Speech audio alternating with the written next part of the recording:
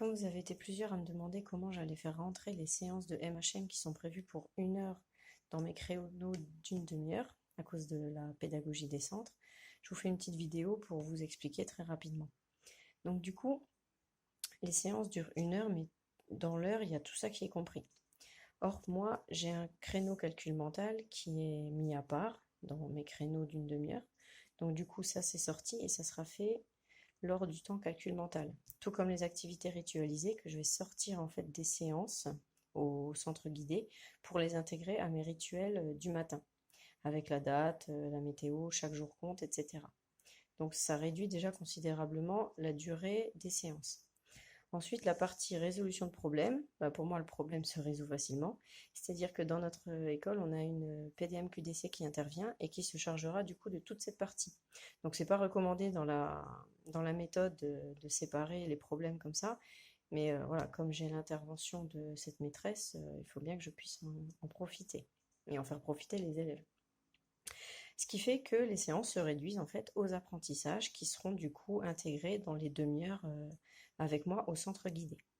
Après, il y a le cas de figure où il y a des ateliers. Donc c'est des ateliers tournants et dans les ateliers, il y en a qui sont prévus, vous voyez, en autonomie. Donc plutôt que de faire 2 séances où les élèves travaillent en autonomie, ça, je peux les intégrer directement dans mes plans de travail et les élèves peuvent les faire au centre de mathématiques.